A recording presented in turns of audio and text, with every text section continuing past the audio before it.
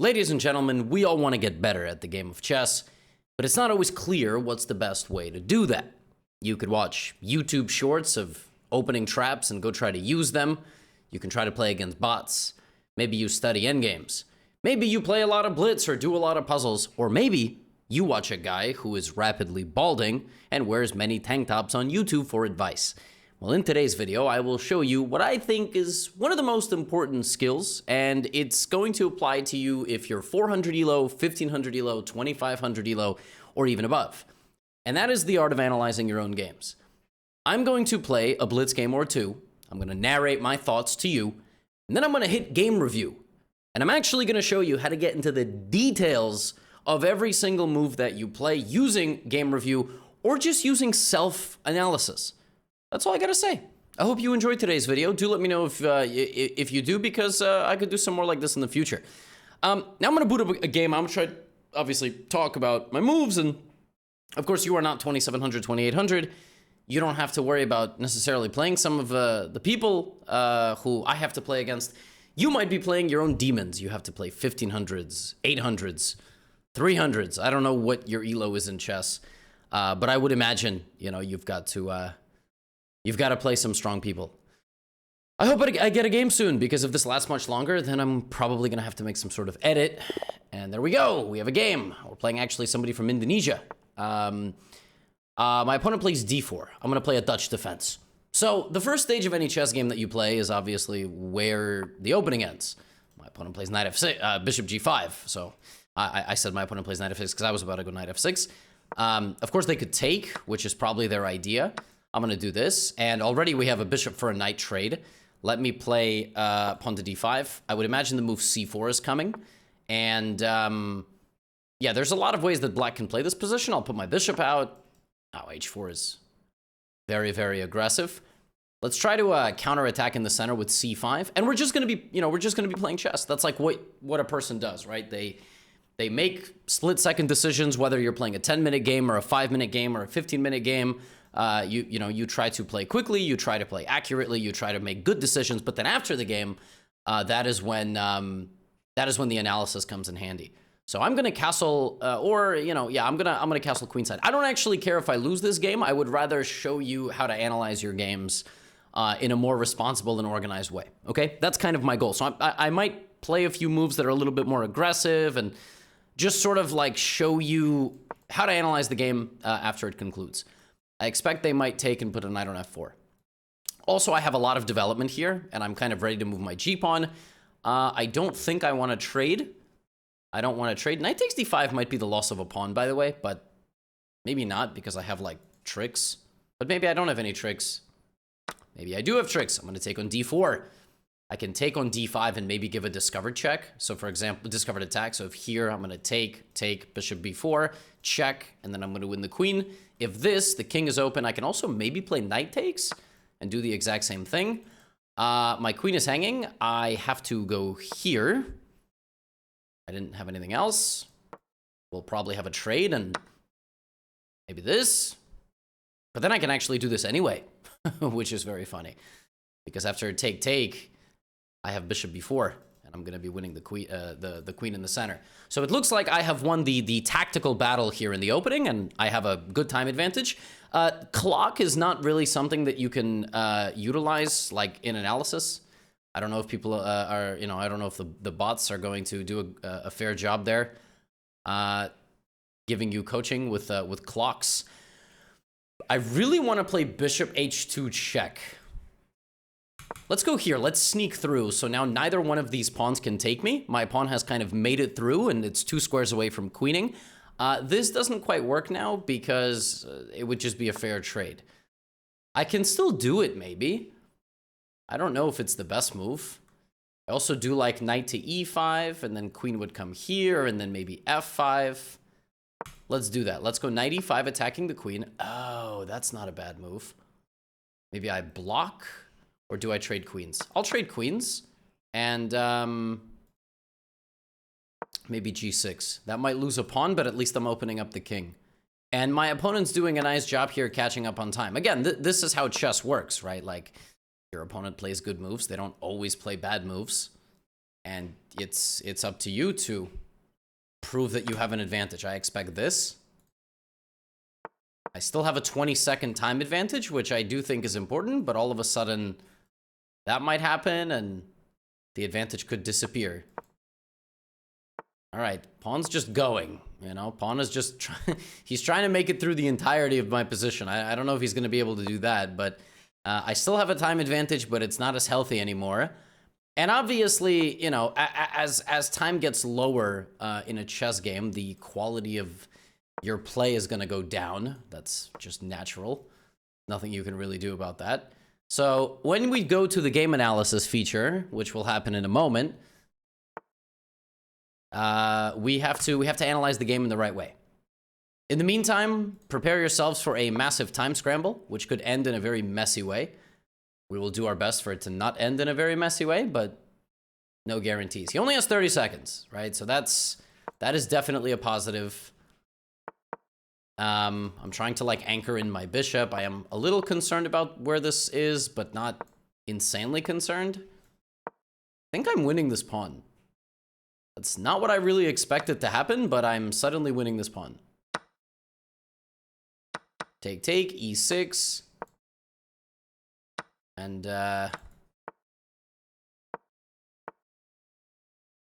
yikes. Wait. Oh, he went that way. Man, who's better in this endgame and why? No. No. He does have 15 seconds, which makes my life a little bit easier. But of course, I don't really want it to... Oh, that's very tricky. If I take, there's this. Wow. And I don't think... I'm just down a pawn. I mean...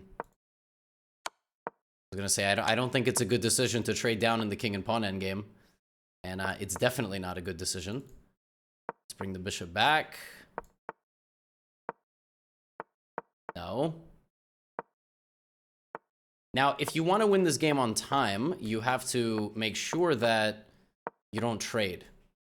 You do this in a way where... Okay. Yeah, in all likelihood, this is simply going to be a draw, but I have chances to maybe trick him somehow. He's trying to block. I have 1 second on the clock. Wait, did I find a way maybe? Yes, I did. Yes. Wow. Okay, so that was really bad, right? That was just not... No, that was a very messy game of chess. Now, out of respect for my opponent, I think I'm just... actually, listen, I hope my opponent doesn't feel disrespected. Let's analyze that game. Let's say that was a game that you just played, right?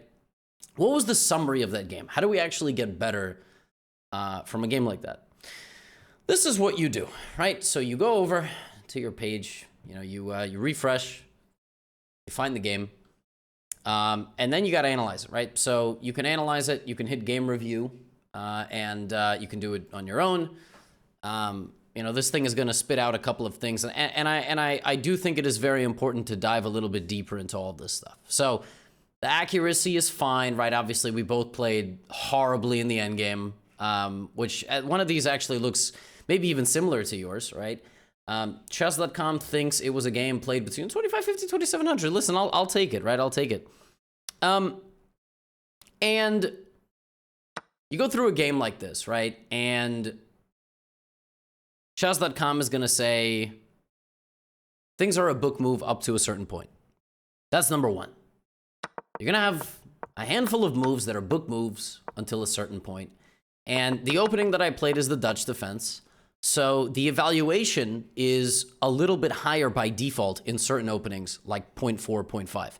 0.4, 0.5 is kind of meaningless for most levels of the game. But for this level of the game, excuse me, and like, you know, at this level of the game, 0.4, 0.5 could be something. But everything is book, right? This is going to tell you that it's book for a while. I played the move d5, last book move. And now you can use openings here, and it kind of shows you White's most common approaches, like knight to c3 or pawn to c4. What did my opponent play in this game? He played bishop d3 And like very quickly, we were just out of known territory. So that's kind of the first checkpoint, right? And we look here, and bishop d3 is good, you know, excellent. Important to get your pieces off their starting squares. h4 is a fine move. When you look at game analysis, everything here, you can also analyze on your own. Knight to e2, knight to d2, c3. When in the opening the evaluation is this close to each other, the computer doesn't actually have a tangible evaluation. There is nothing forcing whatsoever. So the position is more or less okay. Now, where the computer gave me an inaccuracy was this, right? You missed an opportunity to develop a queen off its starting square. Okay, that's very interesting. So we can go here, and the computer thinks that I should just play queen d7. Now, how do you, why is queen d7 the best move? Is there some deep meaning? This is the hard part about game review and just in general analyzing your own games. It's not a thing about game review. It's just, right? You have to try to understand, like, why this? First, you have to think, is there a threat? Like, is there something winning? No, it's all equal. It's a matter of that c5 is probably just an inaccurate developing move. Why? Well, according to the computer, even taking here leaves me with an isolated pawn. So that right there is a reason for me not to play like this, because I'm just giving my opponent an opportunity in the future to plant two knights there, and I'm giving myself an isolated pawn. As a result of the early opening exchange, what I should be doing here is I should not be playing the move c5. I should be playing like this. I should be developing my pieces and trying to castle rather than trying to expand in the center of the board with the move c5. The move c5 is inaccurate, according to the machine. Game review also gives my opponent's move c3 a bet. This overlooks an opportunity to develop a knight off its starting square. This permits the opponent to kick a bishop. Show moves, right? So the computer thinks that me taking space is the right decision now as a result of that move, and then I can probably play queen b6 and target the pawn, or in the future I can even potentially get a pawn avalanche going here. I can build behind my inaccuracy because my opponent did not take advantage of my inaccuracy, okay? What actually happened in the game? I played knight c6 is an inaccuracy, right? You missed an opportunity to kick a bishop. It's not that kicking the bishop itself is some sort of winning move. That is not what is being proven here. What is being shown here is I missed an opportunity to kick a bishop is a little bit of a simplified version, but essentially I'm trying to make progress in the position and take space. When I play the move knight c6, which is also called an inaccuracy, I re-allow the top computer line. Do you see this? I re-allow this. That is really why the move c4 is necessary. It's not just that I am kicking the bishop, it's the fact that I am now disallowing this move to be played, and I can build behind all of that. By playing knight c6, I re-allow pawn takes c5. Now, queen f3 is deemed an inaccuracy because, well, let's take a look. This is not the right idea. That's all that we're given. And it's true. My opponent, if we go back to the move knight, knight c6, the opponent's idea here should be taking like this and putting a knight in the center. A very well-supported knight with both pawns on dark squares. I have no pawns to attack it. Queen f3 is incorrect. And what we're going to see in this game as the computer evaluation goes down, my opponent doesn't have an easy follow-up. They try to develop the knight behind the queen move on f3, but I just go here, and there's no threats. Like, the opponent doesn't have any threats in this position. You might say, well, what about going back to this plan? Yeah, but now knight e5 is fatal. Knight e5 is absolutely fatal. Yes, bishop c5, but because you put your pieces on such kind of unorthodox squares, now I can very quickly take advantage. So I played castles. My opponent went h5, which is considered best, but you'll notice that now if anybody has an advantage after bishop d6, it's black. And here we get our first blunder of the game, which is knight f4. And the evaluation goes down considerably in my favor. This threatens to reveal an attack on a pawn. What? This threatens to reveal an attack on a pawn. I suppose this is the idea, right? Knight takes, and then here, reveal. So the threat of this move is this. And now I played bishop f7. You are threatening to kick a knight. There was only one good move. You overlooked an opportunity to capture a knight that was threatening to win material.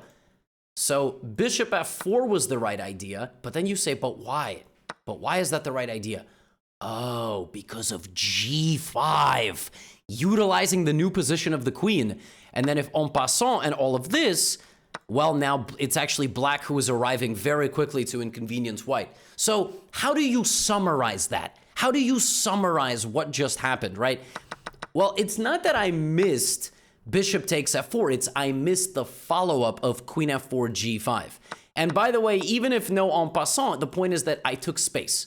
I took space, and now according to the computer, I have rook g8, I have f4, I have all these different ideas, and I have a slightly better position.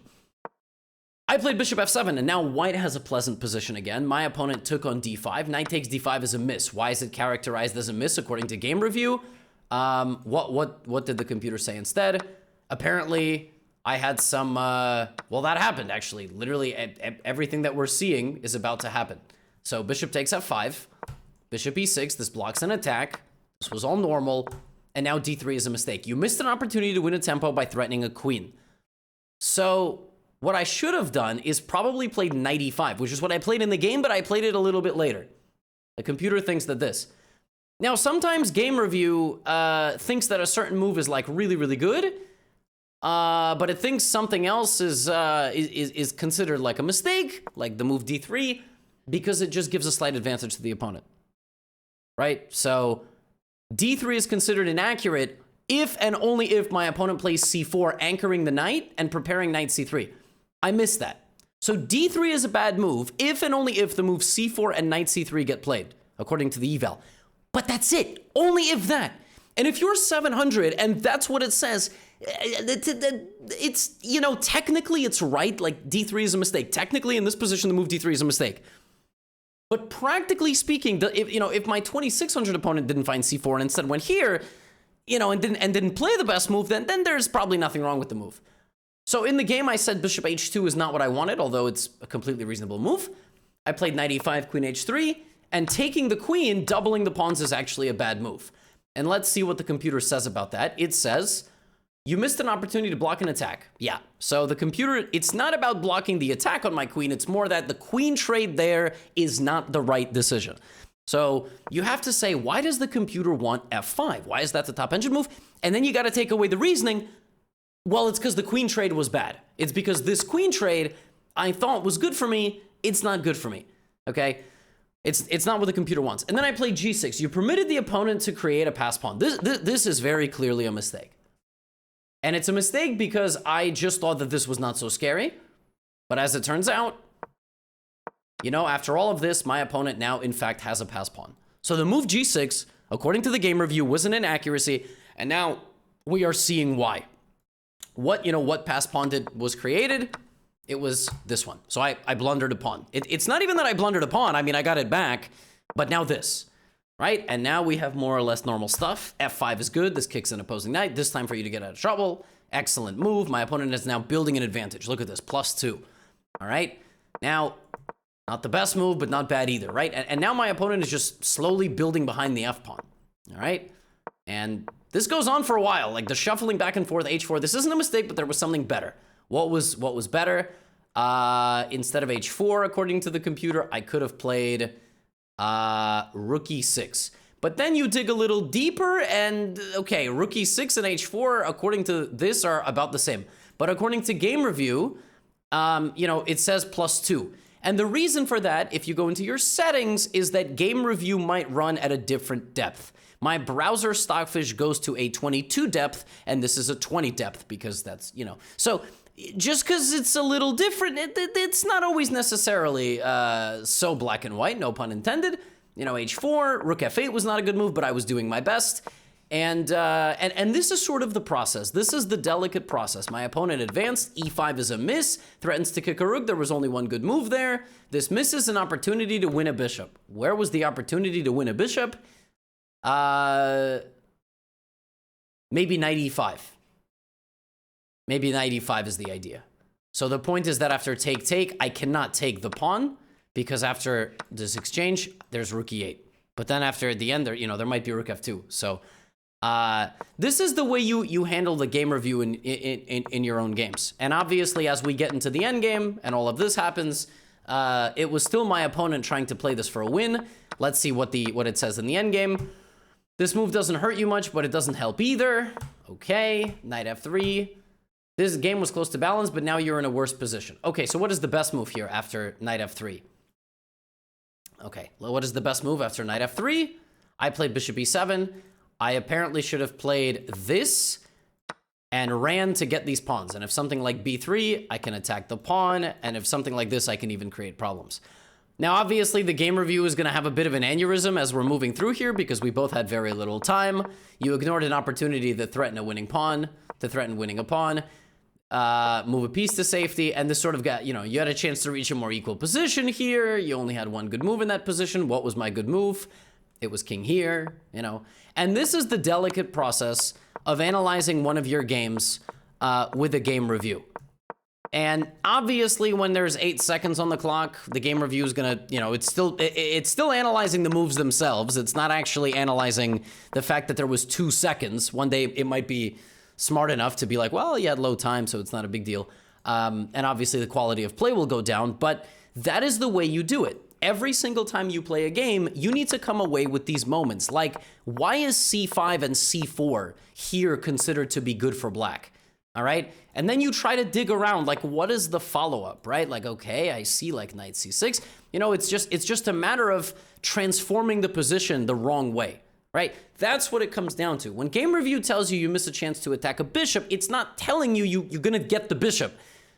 Sometimes, right? And it's important to use a combination of the analysis tool and find those top moves and kind of dig a little bit deeper and do all of this, not just for this thing to sit here and go, oh, you could have gotten a piece off a starting square. Like, okay, but what is the real reason behind the move c5 being inaccurate? It's the fact that black needs to develop and castle. And that's what the engine will show you. Knight c6, knight d2, look, queen d7, like queen e2, like one of the top computer moves here is just to castle. And it's just, I'm trying to get you all to understand.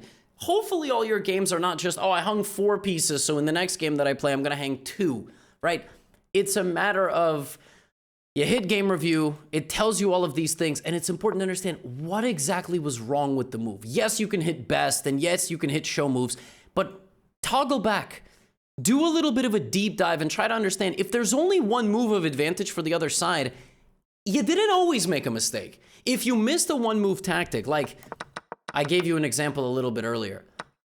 If in one of these early positions, like let's say here, your opponent does this, and you don't, and in the game you do this, but you miss knight e5, that's a one mover.